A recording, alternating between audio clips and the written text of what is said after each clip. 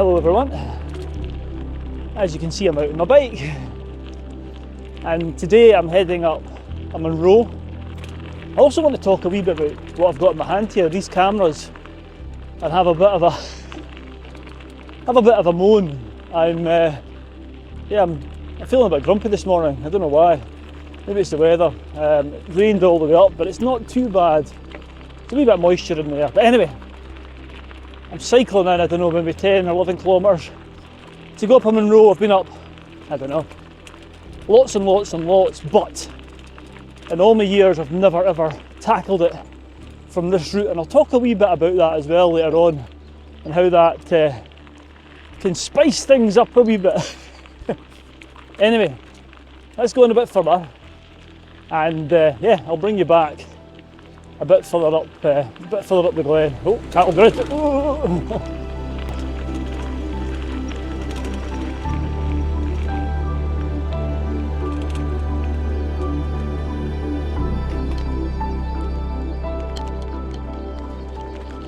I've done about 11 kilometres.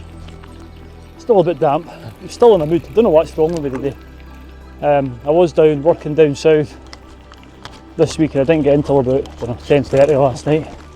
This is a world away from where I was yesterday, and way down south. Anyway, I was going to be this weekend. The forecast, the first bit of summer, or summer-like weather, hit Scotland this week, and of course, as I said, I was down in the South England where it was like this.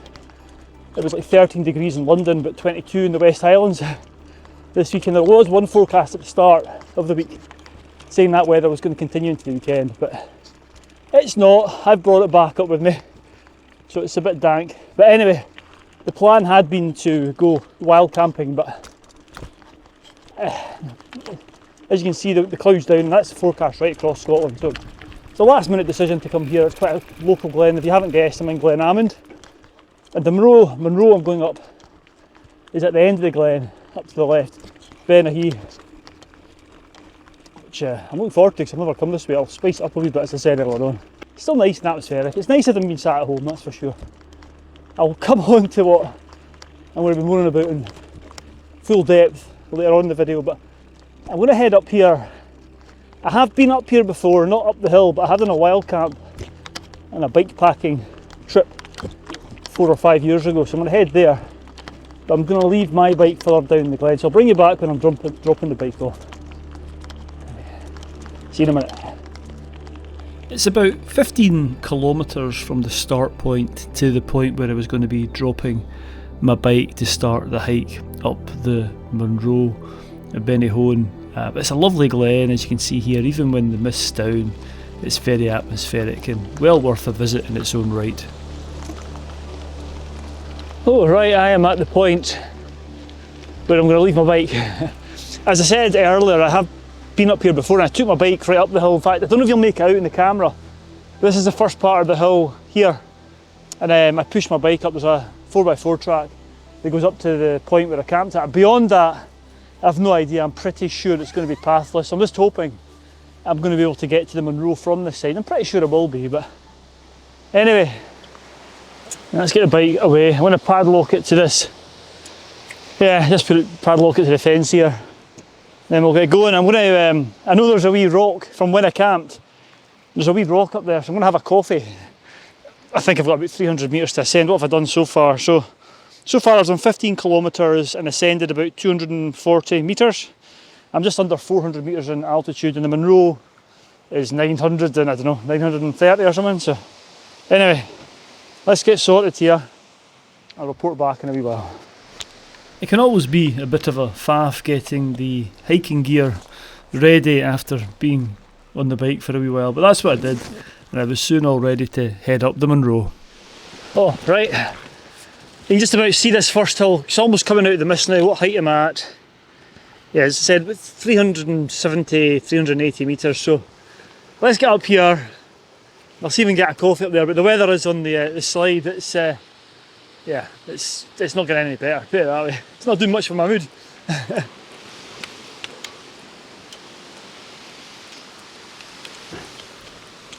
A steep old pool.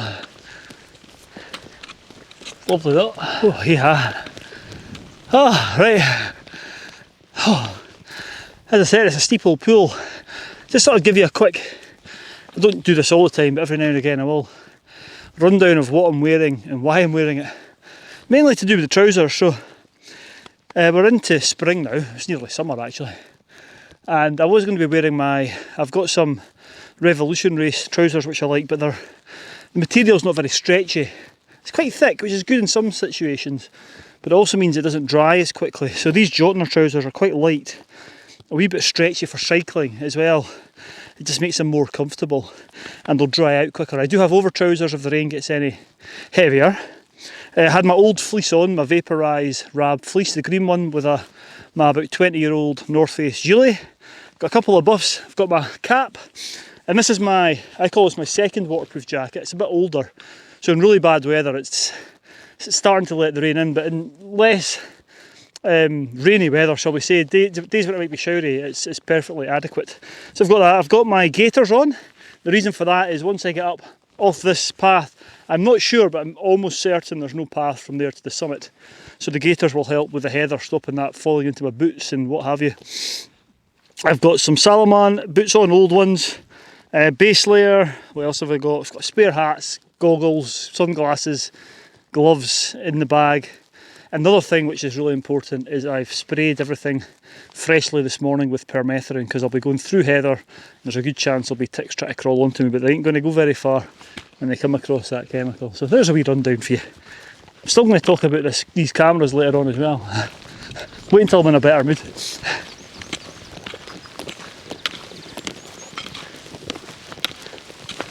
This is exactly where I pitched my tent.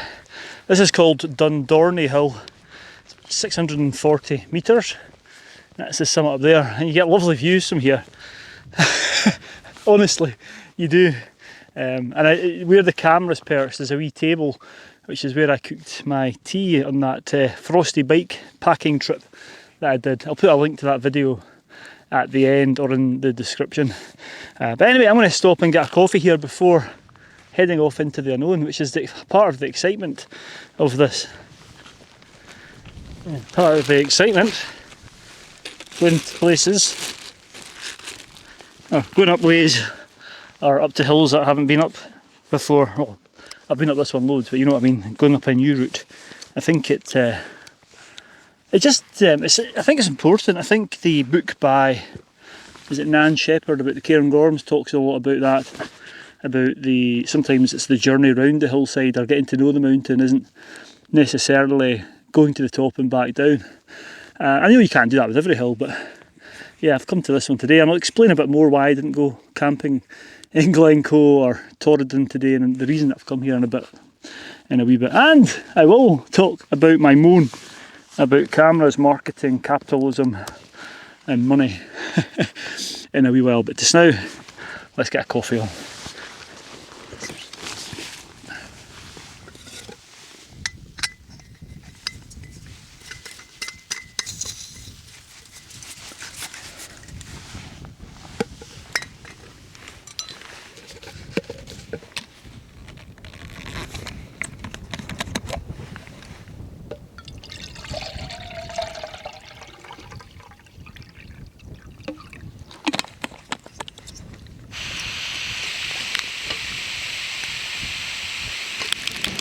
Right, well, I'm waiting for my water to boil for my coffee. I've got a banana, a couple of Scotch eggs and a treat, white chocolate Twix. Oh, really looking forward to that.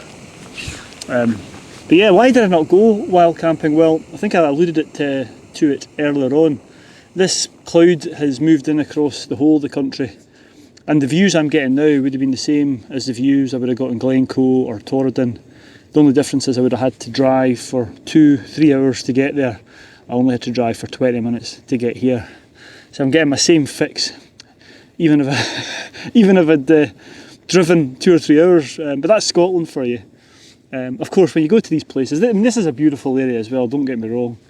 It's just got a different type of beauty. I always think these areas in the east feel a bit more remote and wild, and I've talked about that before. But going up a new way as well adds a bit of excitement to it. So we'll see if I can find my way up. I'll need to get my navigation on. I did do some research. There are a few trail reports, and I think the path runs out about 1 kilometre that way, and then as you strike up the hill there might be some fence posts that I can follow. But aye, let's see. Let's get my coffee, get some food inside me. What time are we at? Yeah, it's 11:30, so time for this. I'll report back later on. Well, it's amazing what a coffee, a Scotch egg and a bit of chocolate can do. My mood feels a lot better now, ready to tackle the unknown. So let's go and we can find our way to the top of this Munro, which might sound easier than it'll actually be, because this side is pretty featureless, and these are the sort of conditions where sometimes you need crags or rivers or ravines to help you navigate. But I've got my GPS on my phone, got a map in the back, but I'll not use that.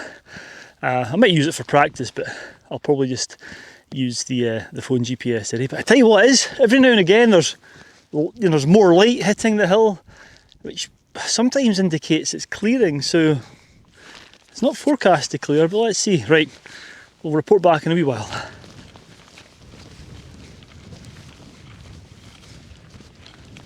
I'm back on the track. This track goes for about 1 kilometre. It does drop away down. I'm on the up part now, but it dropped down. It dropped about, I don't know, 100 metres from the summit of Dundorney Hill, and now I'm heading back up towards Benahee, or Ben Hornsey. Benahee is what my mother called it. She was from Crieff, so I don't know if that's just a local thing. Somebody will be able to tell me. Anyway, Ben Hornsey or Benahee, 931 metres, so probably got 350 to 400 metres. But yeah, there are some views because I've dropped down, back down into Glen Ammond. I don't know if you can see that. That was the route I brought the bike up in. But yeah, it looks a bit clagged in where I'm going. So yeah, I'll bring you back in a wee while. I think the next time I bring you back, I'll talk about my moan. Oh, right.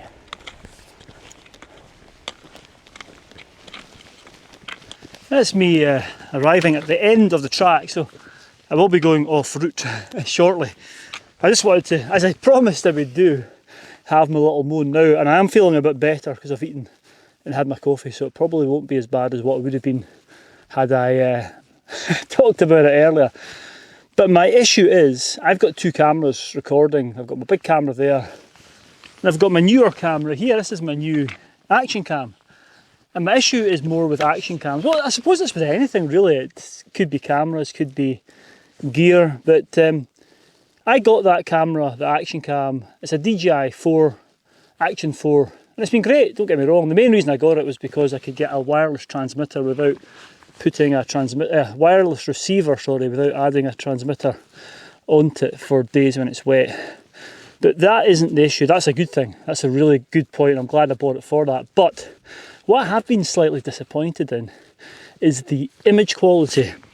And what I mean by that is I've got I think it's an Insta-R, which you can convert into a 360 camera, which I'll come on to in a minute as well. And it's got a 1-inch sensor, and it's about 7 or 8 years old, I'm pretty sure. It's more than 5 years old, put it that way. And I think the image that I get from that camera is actually at least on a par, if not better, than with the new technology. And where my grumble lies is the marketing teams are obviously really, really good for these companies, because there was another camera that came out recently. It was a 360 one, and I looked at it and I saw the videos on YouTube and all that sort of stuff, and it looked amazing. And I do have a 360 camera which I've damaged, and every now and again I've thought about upgrading it. And I watched a few of these videos online, and it looked amazing. The picture quality looked almost as good as like an SLR camera, and I was almost away to purchase it. And I don't use the 360 camera that often, so it was going to be a luxury. But then I thought, wait a minute, I'll maybe wait a few weeks and see other channels, other people who have been given the cameras. It's one of the reasons I don't do reviews. I do get contacted to do them, but this is another reason I don't do them. But anyway, a well-known YouTuber who does a lot of wild camping, and I love his stuff, it's really good. So he got the camera, and he rates it. He thought it was really good. But when I was looking at the footage, I then put up one of my videos where I was using my old 3 or 4 year camera. I couldn't tell the difference. You could probably tell if it was side by side, but not enough to spend £700 or £800 on it. So I don't know, let me know what you think. I know that the technology does get better, but for the stuff I'm doing, the image quality, I don't think. I've got an old GoPro Hero 7, I think, black. And just for this sort of stuff, it might be slightly worse in these sorts of conditions where it's dark, but when you've got a lot of light, if you're in the snow or the sun, it's 4K, and I honestly can't see the damage. But maybe for things like if I was riding my bike or, don't know, doing motocross or that sort of stuff, the stabilisation's maybe got better. But yeah, there's a few cameras which I have noticed a difference on, but for the action cams and these 360 ones, I just didn't notice it. And it goes for the same with the clothes. The marketing teams are so good. I got sucked in. I bought another down jacket and I didn't need it. In fact, I wear my North Face one, which I bought about 15 years ago, more often than I bought this other one, which is a bit lighter, but there's not that much difference. And there's, you know, they talk about this new technology. Anyway, let me know what you think. I know there is some stuff which gets brought out by the companies, which does give a significant leap forward, but it doesn't seem to happen that often. And most companies will renew their gear every year, and all camera companies bring out a new camera every year as well, don't they? So anyway, capitalism, spending money, spend. Maybe we don't need to do that. I don't know. The other thing is phone cameras now. That's another topic. Right, I'm getting a bit warm, so I might take this jacket off, but I'm just going to go up a bit higher and see if there's any moisture in there. I'll tell you what there is in there. The first time I've seen them this year is blooming midges. Disaster. Right, let's go. Having had my moan and swatting off the midges, it was time to ascend the hill, and I was now onto the section where there was zero path, so navigation was key, especially in these misty conditions. Well, I'm not far from the summit now. I reckon another 10-15 minutes I'll be there, but I'm roasting. So I'm going to take this hard shell off and put my vaporise on, just to be a bit cooler.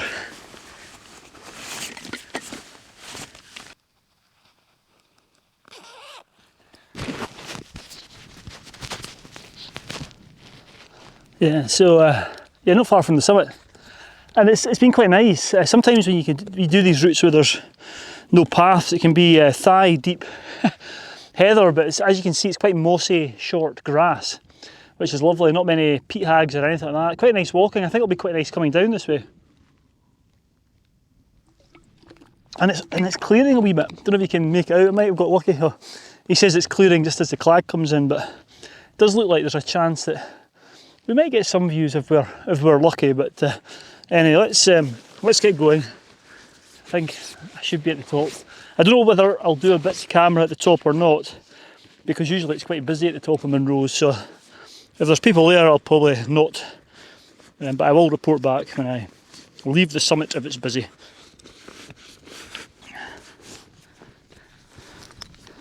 Oh, does anybody else do that?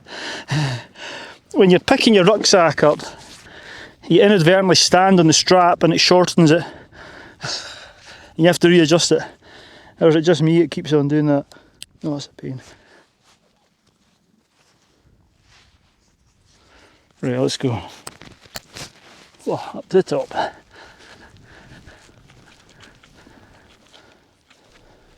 So I was almost there, and before long the summit cairn of Bennyhone came into view, and it's on a rounded kind of nondescript top, but don't let that put you off. It is quite an interesting hill, especially if you explore it the way, going up it different ways, a bit like what I was doing today. And it sits at 931 metres, and it means the mossy hill, which is quite appropriate because it was certainly mossy on my ascent up from the north side. Anyway, I took it all in and decided to head back down before it got busy at the top. Right, that's me on the summit. Benahee, or Ben Honzie, here, 931 metres. There are a few folk about, I can hear a bit of a commotion. I don't know what's going on. But yeah, as expected, haven't met a soul until the summit. That's another advantage of coming up a new way and a way less travelled. And I think the most popular way is probably from the Glen Lednock side, when you go through Comrie. But I prefer coming out via Glen Turret, which is down there, which is slightly longer. And this way up Glen Almond was even longer, but nice and different. So I'm going to head back down there. It's not going to clear. It's kind of, yeah, I've seen the views up here a million times. So let's head back down and I'll report when I'm away from civilization. I just need to make sure I get the right bearing off the top. I just need to make sure I'm going off the right way. So I checked my watch there, and I've done, since leaving the bike, it was 662 metres of ascent to get to the top of Benahee, and it's just over 5 kilometres, so not far from dropping the bike off, and just under 2 hours. But that's with me stopping and farting about with the cameras. But there's a line of fence posts here. I never saw them on the way up.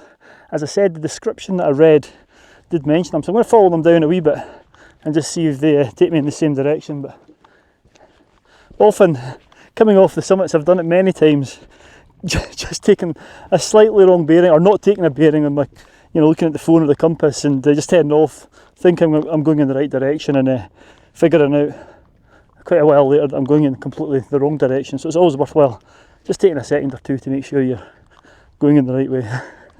That's the beauty of the phones now.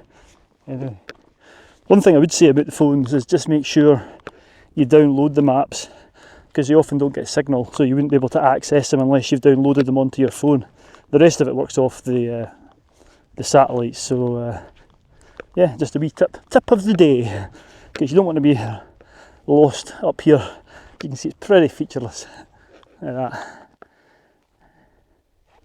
I could be going in any direction and I wouldn't know. So I'll put this away. I'll speak to you in a wee while. I've decided to come directly towards Dundorney Hill and not going to the track. And the reasoning behind that was just to avoid more ascent and reascent, or more descent and reascent.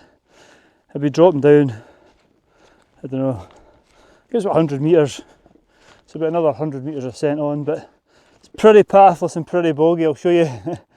Look at this. That's the sort of terrain I'm having to go through. It's not too bad, as long as you've got waterproof shoes on, and I've got my gaiters on, it's fine.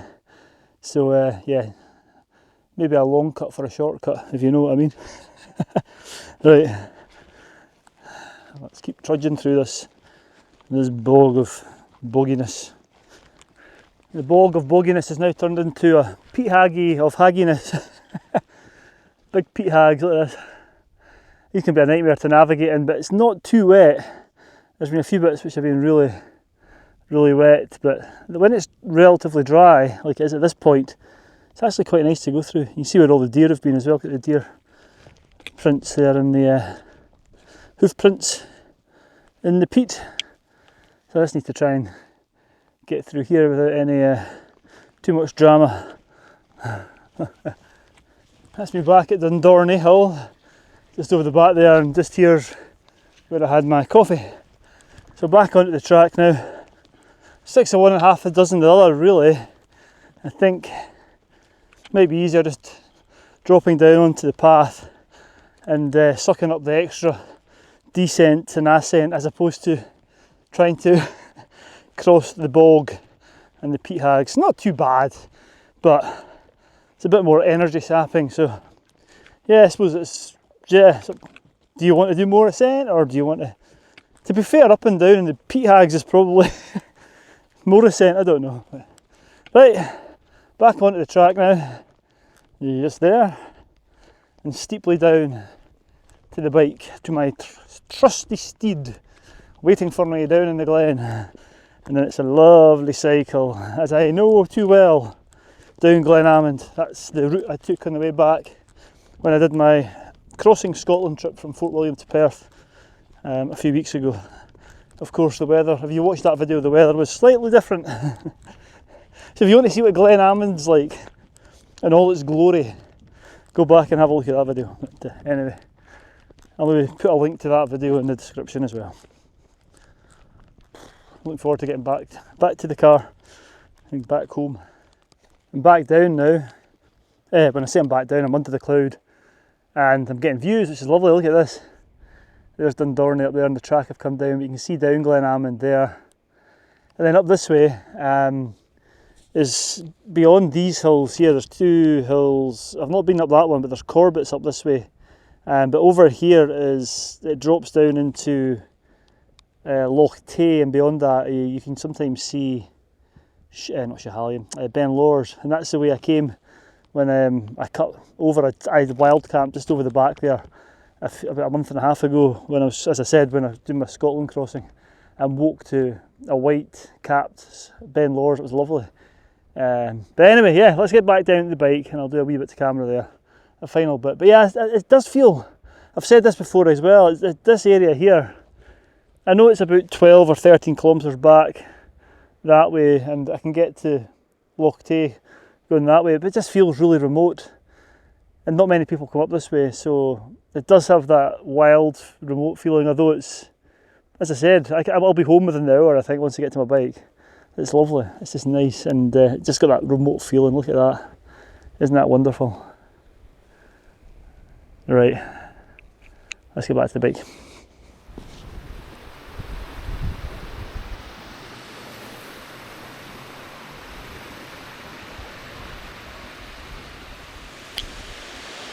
Oh, back at the bike.